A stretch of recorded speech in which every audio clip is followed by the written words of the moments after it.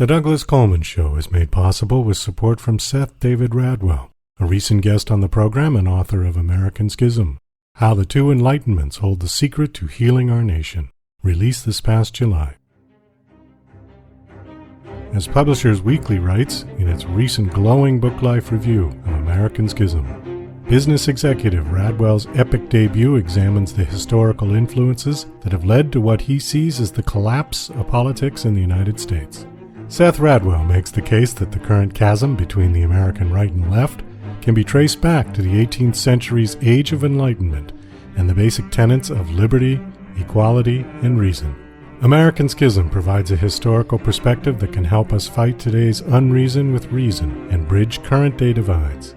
American Schism by Seth David Radwell is available at Amazon, Barnes & Noble, and wherever books are sold. For more information, go to AmericanSchismBook.com. It's time for the Douglas Coleman Show. Mr. Smooth and Savvy is joined by guests from all walks of life, from the entertainment industry to authors to political and social commentators, the famous and not so famous, the controversial and the light and fluffy. We have it all. Now, here's Douglas Coleman.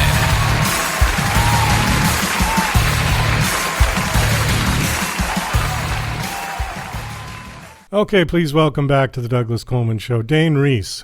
Hi, Dane. How are you? I'm great. Thanks for having me back. Well, thanks for coming back. I know that last time that you were on, we just kind of rambled and babbled in a very nice, coherent way, but we just ran out of time, and I think we pushed it right to the limit of 1 hour, and I think we kind of needed to finish this off a little bit better than, there's like a cliffhanger almost. But I am going to test your memory a little bit. Do you remember what we were talking about, generally speaking? And then we can try to pick up somewhere from there. Oh, gosh. So many different things. We kind of went all over the map. I think one of the last things was we were chatting about kind of the merging of the business side of the industry and the artistic side of the industry. Oh, okay. Well, that's always been a complicated merge. And I think what has happened with, and I think we covered a little bit of this last time, but what's happened with the internet is that it's requiring the artist to do all the business side because everything is so DIY. And that is not necessarily a good thing because, I don't know, and this is just my general perception and my general observation. Thank you. I just had a senior moment there. Couldn't remember the word observation. My general observation was that the better the people are on the creative side, the worse they are on the business side. And I see this with older artists, and I'm not going to make a generalization that it's just the older ones. But generally speaking, it's the older artists who didn't necessarily grow up with a iPhone in their hand. But I've also noticed that the talent seems to be, and again, I'm speaking in generalizations. I don't want to upset people, but like I've seen some just absolutely brilliant musicians and filmmakers, authors, whatever. And I remember one of them specifically at the end of the interview after I listened to his music and we talked for 10 or 15 minutes, and I was just blown away by his track. It was so good. And as a musician, I don't sort of volunteer those kind of compliments to everyone because I know what they're doing. But this guy was he was really unique and really, like the song was just kind of came out of nowhere. And at the end of the interview, I said, hey, well, wow and everything, and thanks for coming on. And do you have a website? And he said, no. I mean, this guy had no internet presence at all. And I thought, wow. Yeah, wow. In this day and age, right? I mean, it'd be like the guy in the 1940s still driving a horse and buggy, right? Is what I thought. And yet, this guy needed a manager so bad that would just take care of all of that stuff, set up his website, set him up on social media, blah, blah, blah, but just let him do the music because the music was stunning. So I don't know. What do you think? Do you think it's a good thing that both sides of the brain have now merged as a result of the internet? Yeah, I like it. I mean, for myself personally, my brain kind of goes on both sides a bit.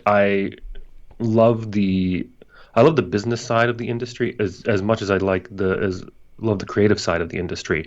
So for me, I like it, and my mind and my brain does well with that. I have plenty of friends and things like this in the industry that they are much more right brain, much more very creative, and the business side is not really it's not really on the map for them, right? I mean, they do what they need to do, but there are things that they could definitely do better. And I think when it comes to needing that digital presence and all of those various marketing assets and things like this, I think you need to get on board and have them, regardless if you want them or find them valuable or not. I mean, if you are fortunate enough to have a manager, if you can have someone that will take care of that for you, and whatever your arrangement is to, I guess, compensate for that extra work and things, then if you can make that work, that's really, really good. But I think you absolutely need it, and I think you need everything you need that foundational part. Like the website, I think, is the foundation of everything because it's the one thing you can control, right? And I think we talked about this a little bit in part one of the interview, that the website it's the foundation, right? You need that because it's also the one thing that you actually have control over, regardless of what happens to social media, whatever platforms come and go. You can always refer people back to your website, and you never know what the trends are going to be, what your searchability is going to be on various platforms. And I think you need a distraction-free place for people to find you. Right. Well, the term domain is a pretty good term to cover that. Yeah. That's your domain, your website. And well, I agree. I mean, I'm not arguing that people could do without a website at this point. Certainly not. But I guess my next question that kind of comes from this is, which is more important, or which is going to get you more attention, or what's going to ultimately bring you success? Because again, going back to what I was saying before, I've seen real mediocre content with the most stunning websites and the most engaging people on their social media making great strides. And yet when you come right down to their content, it's kind of like, all right. On the other hand, like the guy I was just talking about, just absolutely music that blew away the angels and made them cry. But this guy had no social media. Now, that's kind of an extreme example. But unfortunately, my own personal opinion is that I am leaning towards the idea that content takes a back seat to PR and marketing. And I hate to say that because it's sad, but I'm finding that to be more true. What do you think? Yeah, I agree. I think marketing is everything. If people, it doesn't matter if it's even in the arts, right? It doesn't matter. You could have just a widget, right? It could be the greatest widget in the world, but if people don't know that it exists, then there's no one there to consume it or buy it or use it, right? And you have to be able to get your content out in the world and make it discoverable, and people need to be able to enjoy it and see it. And it also comes down to not just, I think, like a musician having, say, a website and their music on the various streaming platforms and things like this, but even for live artists, the live performance artists like music theater and things like that, dancers, the competition is crazy out there, right? You go to auditions, the queue will be around the block. There could be huge cattle calls, hundreds of people in a room that you're filtering through. And even in something that is local and in the moment and live, trying to break through the noise there and to stand out is a huge order to fill as well, because ultimately, if you can't stand out, if you can't be noticed, then you can't get called back. And if you can't get called back, you can't book the job.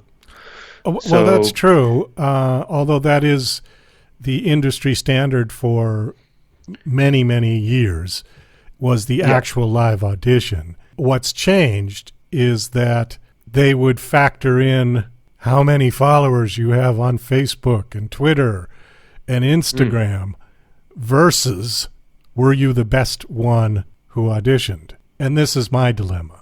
Yeah, for sure. And all those things start coming and being taken into consideration because the talent pool is oversaturated, outrageous to you have the run of the mill. If you're a producer producing a very large production and you can, pay people well, if it's going to be a really well paid gig and a really cool thing, you're going to have a lot of people show up to it, right? And you're going to have a basically unlimited supply of people to choose from and to cast from. So it does start, they go, okay, well, what else can you provide me? Okay, cool. I can get some more exposure through your network of people. Right. Or I've heard of you. I know of you because I can see what you've been doing, or I can see on your Instagram handle. So you get called back. They're just kind of going through the people they called back, and you pique their interest more because your stuff is more relevant. Your content, what you're putting out there, attracts them. It's marketing. So you're giving them a reason to keep you around, to have another look at you, and that you're providing them more value as well. And it also goes the other way, right? So it's not just about how much value you can provide them, but also do they want you representing them? Because if they go check you out online and you post a lot of, say, controversial subjects and things like this, or very politically charged things, that might be a huge turnoff for them. You're like, look, you're a great talent, but I also don't want to have you representing me in my show because of the way you conduct yourself online. So it goes both ways as well. So, well, that's a good point. Consider all of these things as well. Yeah, that is a good point. People have been, virtually hanged. There's that whole time for a while when all the CEOs were going down for tweet after tweet, right? Yeah. That's why I'm real careful online. I only post things relevant to my show or my own personal opinion, and I do not do politics because it's just the environment is so toxic. And quite frankly, there's enough angry, ranting political podcasts out there. I don't want to be another one. I really don't. If you want to find it, go find it. You can get it if you want it. Well, on both sides of the aisle. You can get the ultra right-wing conservatives to the red flag-waving communist radicals and anything in between. So it's all out there, and that's fine. It should be out there. We're a free society. I don't believe in censorship. I don't think that people should not be allowed to espouse their political beliefs, Yeah, 100%.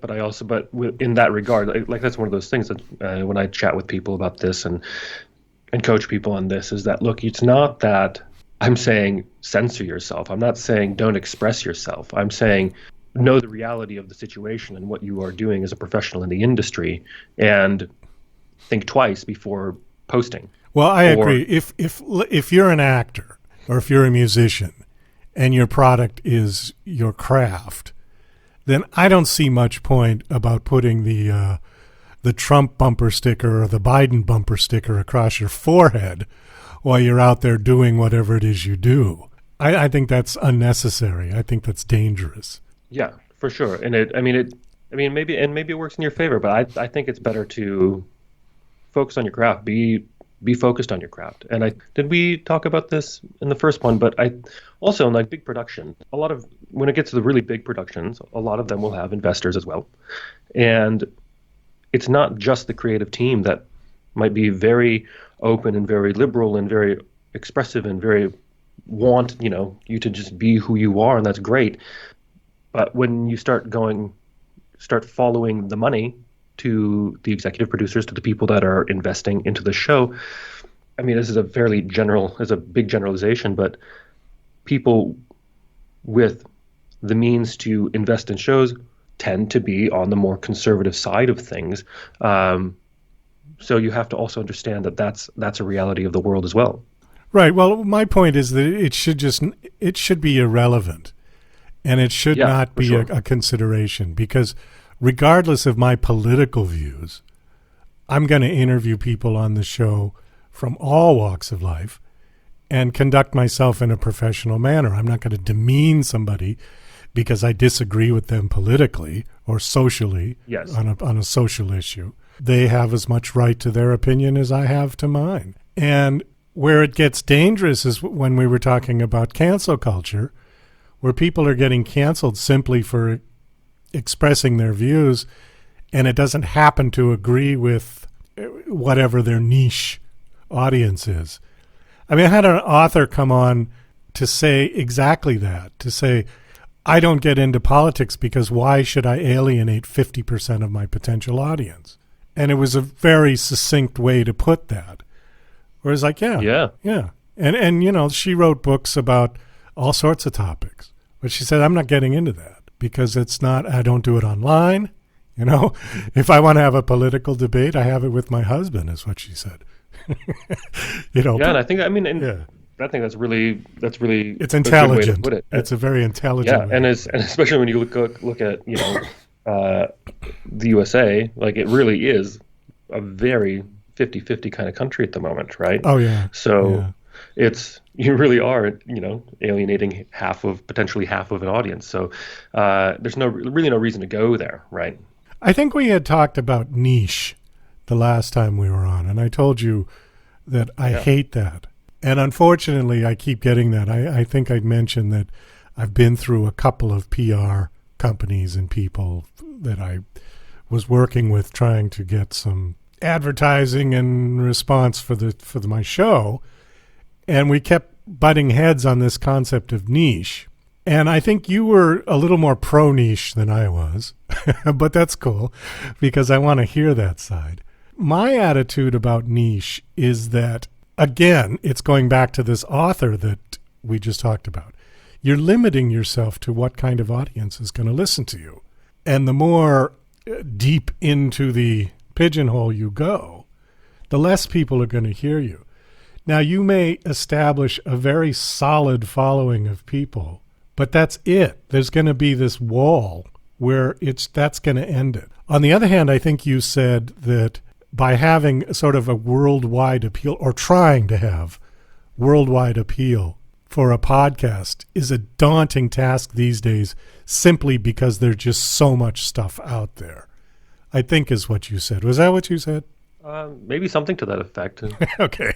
Maybe not in exactly those words. But and anyways, I wrote this book. I have a shameless little plug here called Don't Do a Podcast. And it's a satire, but there's a serious message in it. And it's just all about how, in my opinion, the whole market is oversaturated because of the internet. But podcasting is the one that's the most saturated. And it's the most saturated with people that are the least qualified to be doing it because there is zero gatekeeping on podcasting. At least with music, you got to have some talent or be a really good computer geek that can create all of these artificial sounds. You know, but even that is a skill, okay? So anybody who just all of a sudden wakes up one morning and thinks they're going to be the next Michael Jackson or, Rihanna or Beyonce or somebody like that, and thinks that they're just going to put out a recording that's going to be that good. I mean, I think they're kidding themselves. With writers, there's a lot of gatekeeping. If you're trying to go through a publisher, if you put it up on Kindle, I've seen some horrible stuff on Kindle. I mean, just atrocious. Grammatical errors, spelling errors, characters that disappear and there's no resolve. Like 1 minute there was somebody there and then they just disappeared. Like, where'd they go? Yeah. You know, and so, okay, you know, and the really good authors have to sort of, bite their nails for that kind of thing. But with podcasting is at the lowest level of this idea because basically all you need is a computer and the ability to speak. That's it. Yeah. That's the only requirement. Really, you just need a phone, like a smartphone, because I think there's a handful of podcasting platforms or hosts that you record through their web apps and it's just direct through the app or through the web browser. So you don't even need... Well, okay. I mean, your phone. A phone is a computer, technically speaking. Oh, yeah. Yeah, fair enough. I mean, I'll give you a funny example. One of the examples of an atrocious podcast that I put in my book was this guy who's got to be at least my age or older, who does his entire podcast over an actual phone, like a landline. And the audio quality is horrible. I mean, it sounds like, Yep. like I said, it sounded akin to when Richard Nixon talked to Neil Armstrong while Neil Armstrong was walking on the moon back in 1969. And it would really sound that bad. And he's doing all these podcasts with all these people. And he's got these little videos that accompany the podcast because everybody's doing video now. And he's sitting there at his old desk with his old face with an old phone. I mean, the phone is circa 1980s. It's the old Ma Bell push-button hard plastic telephone. And I thought, well, okay, this is kind of retro if that's what he's going for. But the problem was he took the audio back to the retro days too. And it was painful to listen to. So anyways, I digress. The point with the podcasting is that nobody is telling these people no. And I don't know what to do about it because it irks me when I just see on Listen Notes. Do you know that site? ListenNotes.com? Yes. Yep. 2.4 million registered podcasts. And the number is growing daily, hourly probably. 2.4 million. Are you kidding me? And out of all of those, how many are actually good? For sure. I mean, I think at this point, you can't really stop it, right? It is what it is. The barrier to entry is very low.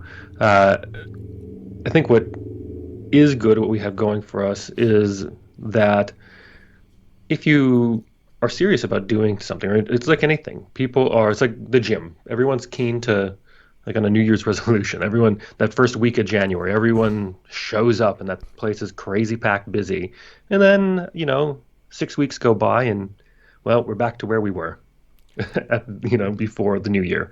And you mean people just sort of drop off and say, oh, forget this, people just kind of drop hard. off. And there's I think a lot of people register their podcasts and they do it. They're like, yes, I'm going to do a podcast. It's great. And then they go, ooh, you know what? It's actually, to be consistent and to continually put stuff out it takes work, and you would hope that people along the journey get better at their production quality and things like that. I mean, when I started my podcast, it wasn't bad. Like I said, I started with a good set of technology, but it's gotten better, right? And I've gotten more refined as I've done more episodes. And I think that's true of anything that anyone embarks on, right? The more you do it, the better and more refined you get.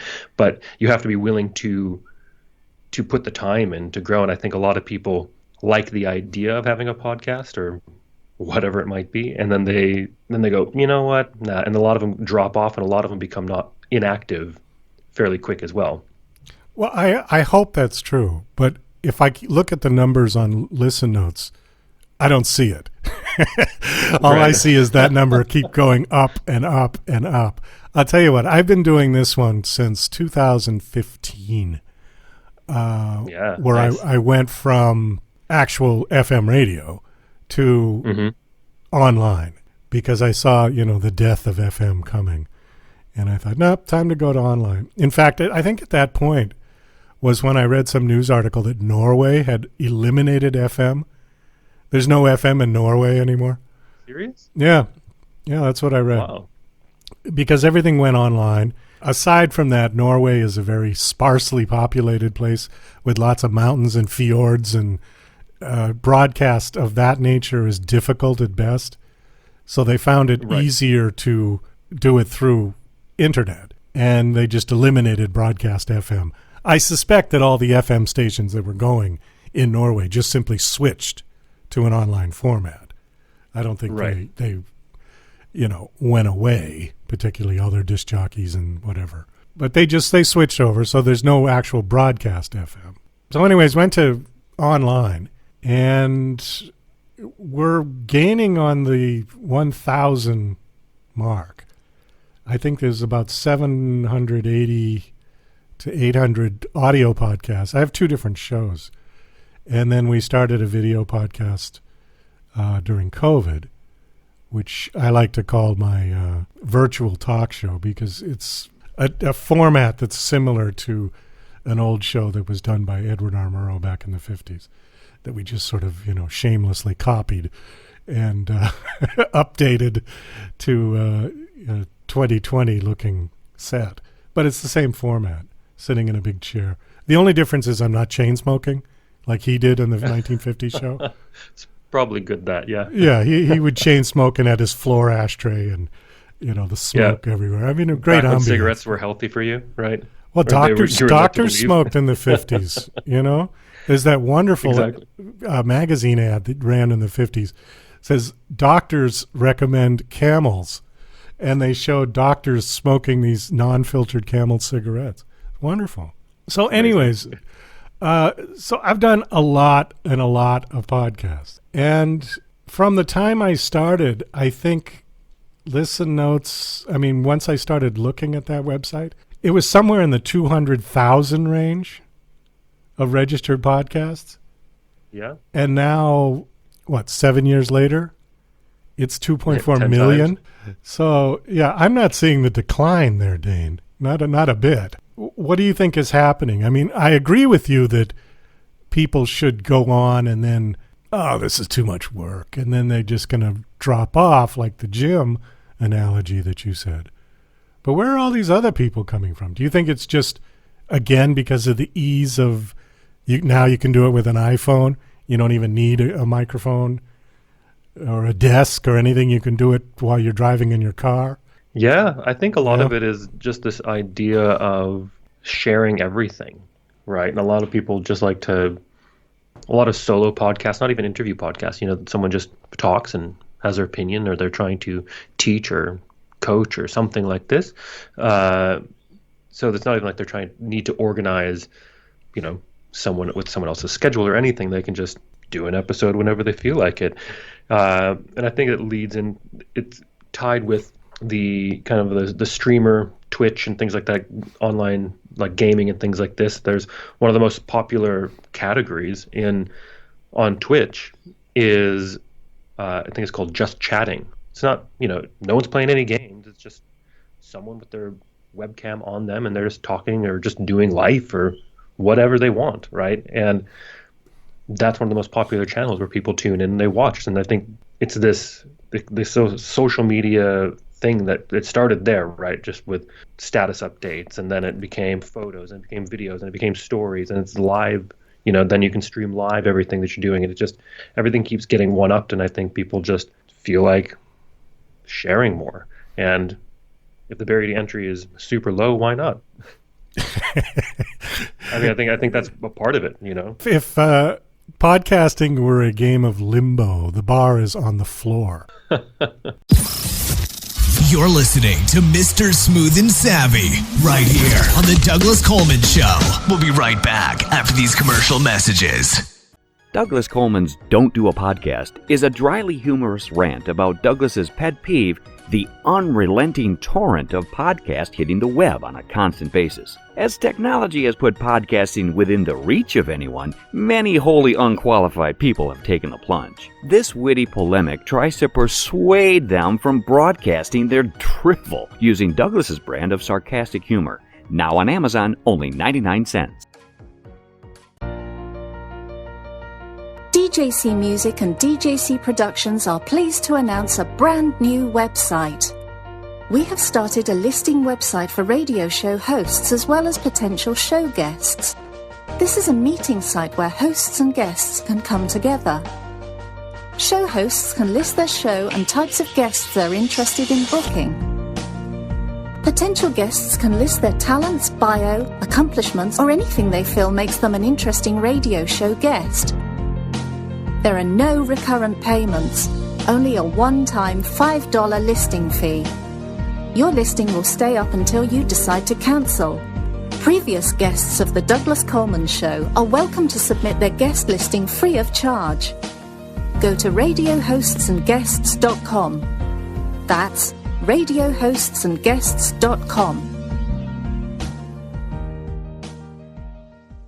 Are you an independent musician? How would you like to have your songs played on hundreds of radio stations just like the one you're listening to right now?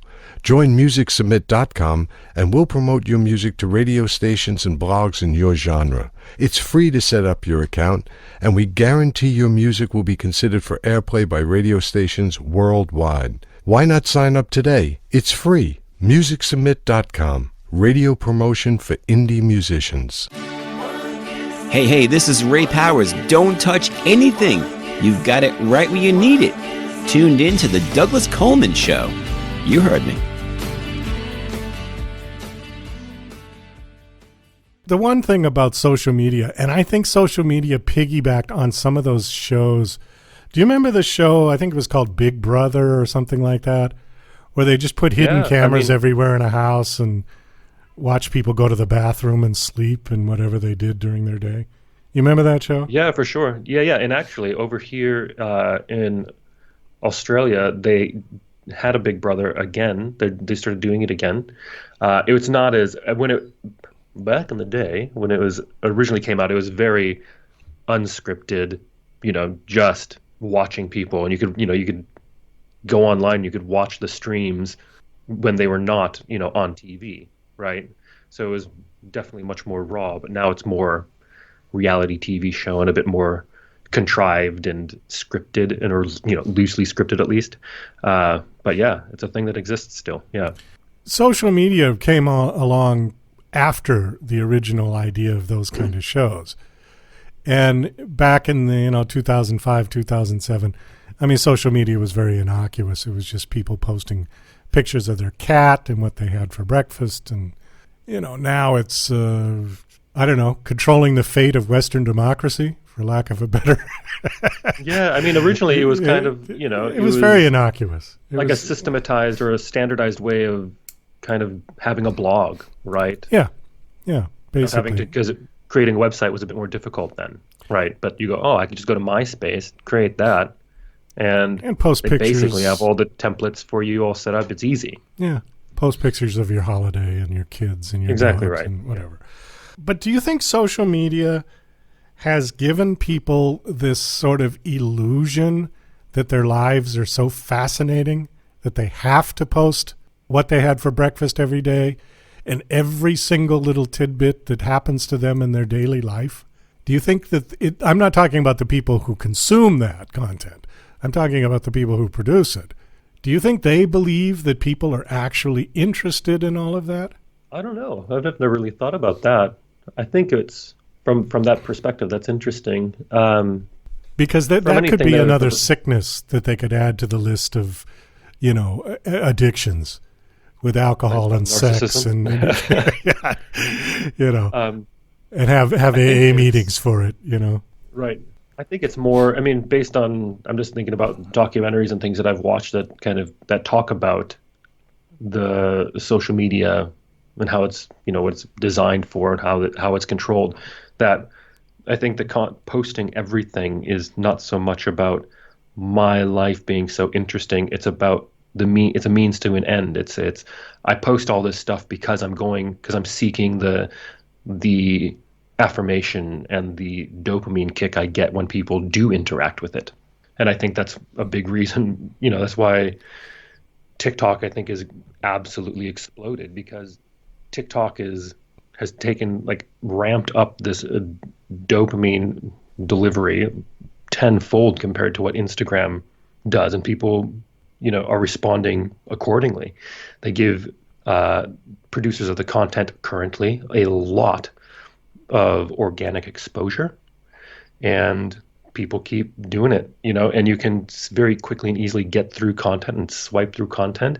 So it's like this dopamine factory, and I think that's really what people are doing it for, is for that, I don't know, to feel validated or to feel good about whatever it is that they posted. So it confirms my point that this is going to be another one of those addictions that's going to get on the list. Because that's exactly what it is. It's the addiction of narcissism. We're going to start a new online group called Narcissists Anonymous. Yeah. And people are going to come in and say, "Hi, I'm a narcissist. My name's Joe, I used to post 10,000 pictures on Facebook every day. You know, yeah, I'm going to see it. I know it. I know we're going to see it. It'll be there'll definitely be some kind of, it's saying it jokingly, but there's going to have to be some kind of mediation that happens, right? It's truly. But I think when it comes to now, imagine an intervention. We could do a whole play on this.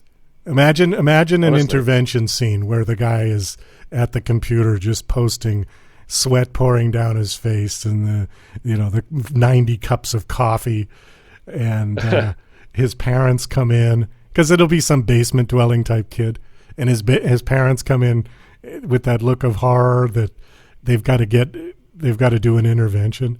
This could be a good little short skit. It really could be.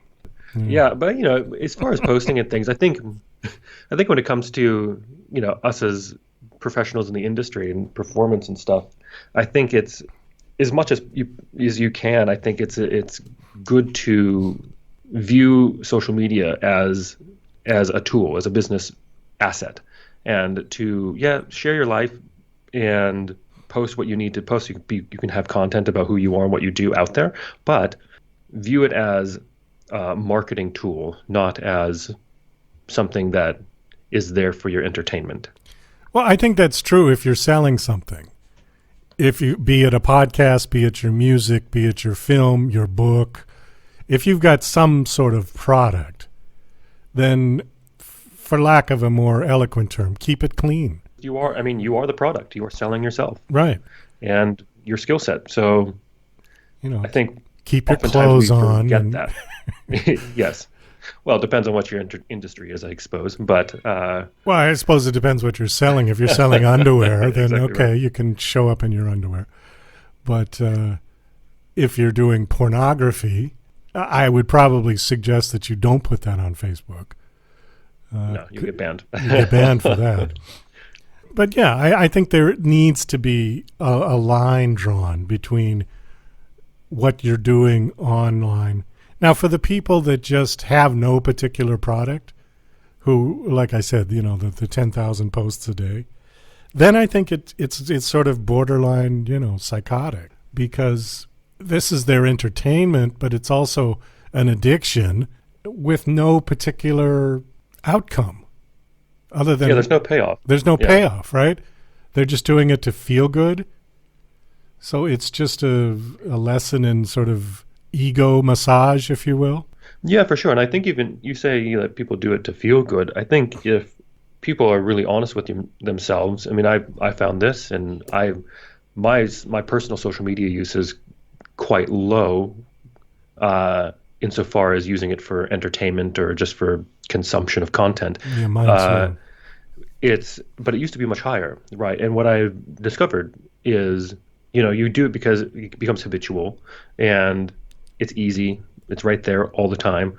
And yeah, you do get kind of a kick from it. But if you really tune into yourself after you've had, a binge sesh on social media, it doesn't really, you don't feel that great. It's like the equivalent of going to McDonald's and having a giant meal from there, and afterwards you're like, you know what, that tasted good, but then if I just sit here and think about how I feel now, I don't really feel all that great, right? Because ultimately it's not very good for you, and it didn't really give you any true fulfillment that you can really take away with you. So that's true. That's why you keep coming back for more, because it gives you these little micro doses, and it makes you feel good for a second. You're like, oh, but then it never actually fills you up. And 2 hours later, you're hungry again. Exactly. Yeah. And it's obviously done by design, and it's hard to overcome that design. They've got a lot of very smart people working to keep people on the platforms, and even knowing all of how it's all kind of works, or even having a rudimentary idea of how it works, and that their goal is to keep you on a platform, then it's still hard to overcome that, because it's so well designed, and it does what it's supposed to do, or what it's designed to do, very, very well. Well, TikTok is just the logical next step to the ever shortening attention span of our society. People used to do something called a Vine. Do you remember those? where you I remember Vines, yeah. where you do a 1 second video and then splice them all together to make 1 minute. So 60 little pieces, right? Okay, TikTok is just the next step from that, basically. When people are satisfied looking at hundreds and hundreds of 1 minute video clips, it really makes me wonder about how our changing brain matter and how our brain has been affected by the speed in which technology is bombarding us. Because that wouldn't really do for people who wanted a complete experience. A 1 minute video doesn't have the same satisfaction as sitting down, at least in my opinion, to sitting down and reading a novel. I mean, does it for you? Does a 1 minute video do it for you? No, that's kind of the idea, though, is that it actually, in the moment, it makes you feel like, oh, that was good. And even what happens if, like, I guess sometimes I'll find, like, if I'm watching a movie, and like I love watching movies, and I love reading books or listening to audiobooks. I do more of the listening to audiobooks these days with a 4-year-old, but I love a good novel. There are times when I'm watching a movie and I'll be in it, and it's kind of just a boring part of the movie that, because give the background, and it is what it is. It's the slower part of the movie. My reaction sometimes is like, all right, can we just like speed this up? Can I just double tap this thing and go 10 seconds forward? Because I don't need this part, but. Well, that's your advanced brain. You already know what's happening. Yeah. But that's crazy, right? If you really think about that idea, movies are purposely created, content's purposely created so it can, like long form content, I should say, to have those things. And you need to experience those to get the full experience of whatever it was that the writer, the producer, the director was trying to make happen. But we are absolutely being trained in a way to just feel like we need new stimulus so quickly.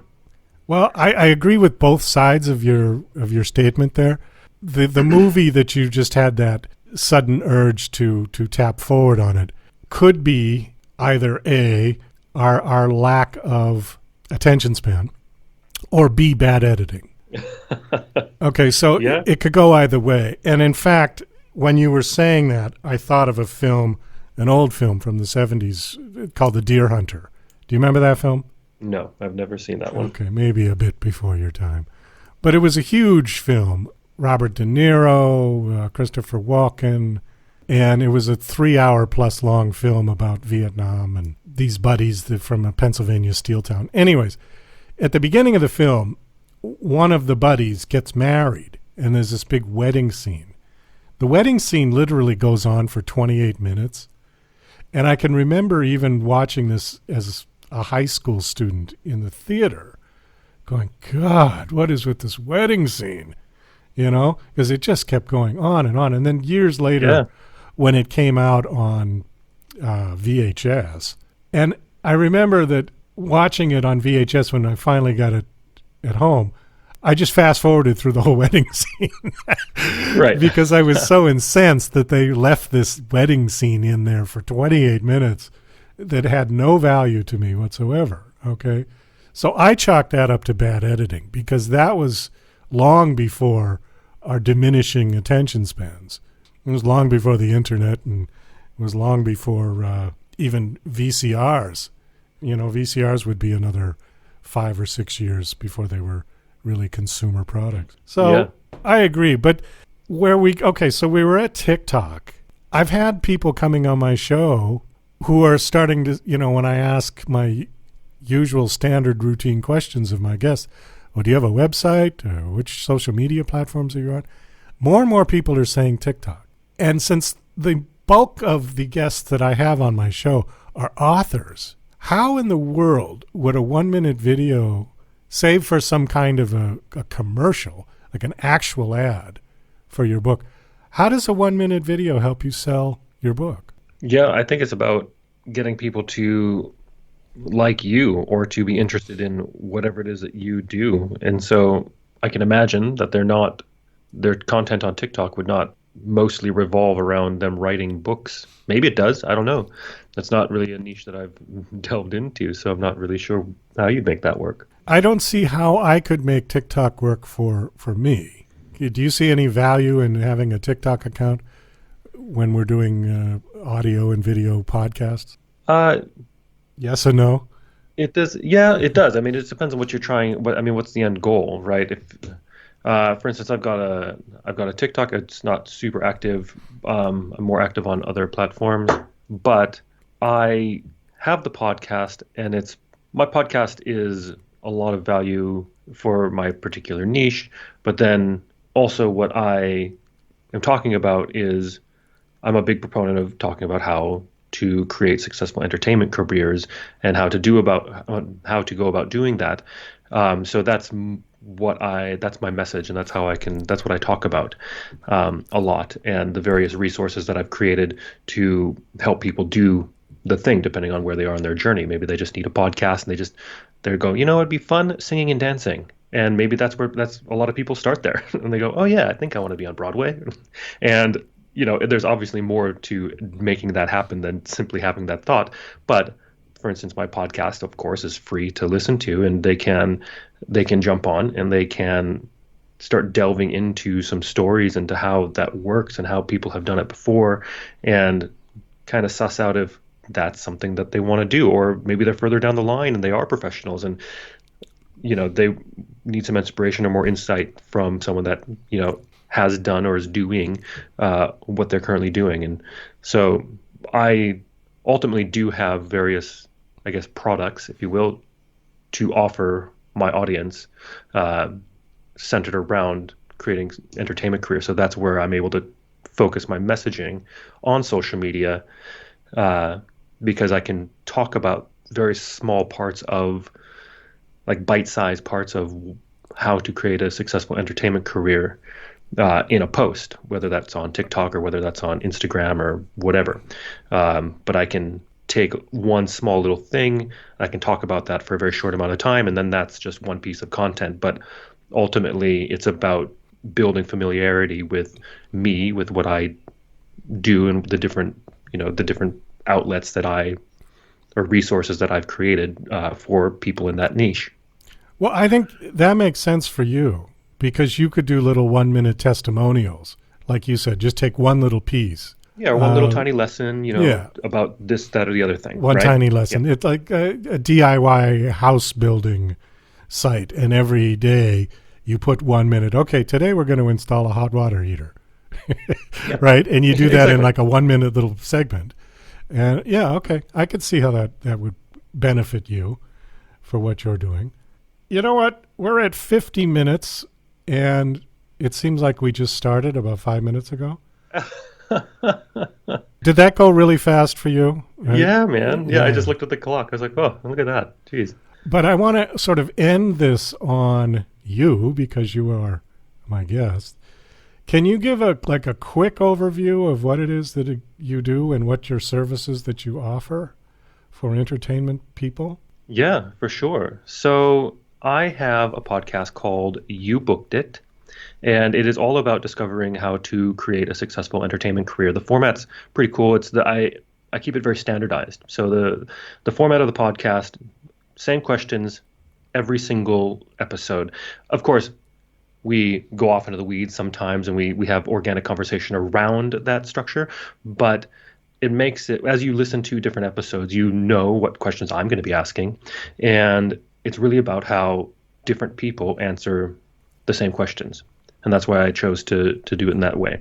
And I've got entertainment professionals from all over the industry, not just Broadway, not just Hollywood, but I've got musicians, I've got authors, I've got people on the production side of the industry, trying to represent the entertainment industry as a whole, because it's a huge industry. It's a global industry, and a lot of people just don't realize what's out there for them and how to start a career, how to transition through a career as your circumstances change, how to do that effectively. And that's what the podcast is all about. And from there, I have a community. It's built on Discord. You can come in there. There's over 300 members in there, and it's where you can be a bit more active. You can ask questions, specific questions, and be more part of the conversation about what do I do with my career? How do I do this? And then also I have an actual workshop that I have that's on demand that you're able to tune into. If you go to danereis.com/workshop, you can grab that workshop and loads of resources that really, it's kind of where what is this saying? Where you start taking action, right? This is where you are able to learn exactly what you should be doing and what you can be doing, and then implementing those things. And that's what the workshop's all about. So depending on where you are in your journey, I got something that would be perfect for you. So you're doing online consulting? I mean, I'm trying to figure out how you make a living at this. Are you charging people to come into the workshop? Yeah, so the workshop is fairly inexpensive. It's $29. So you come in to the workshop, and it's like a no holds barred kind of thing.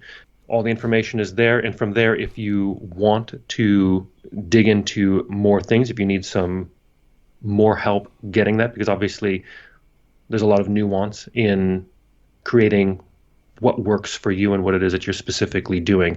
So from there, I have more individualized coaching services and things like this that help you map that out and do and implement things for your situation and doing it correctly.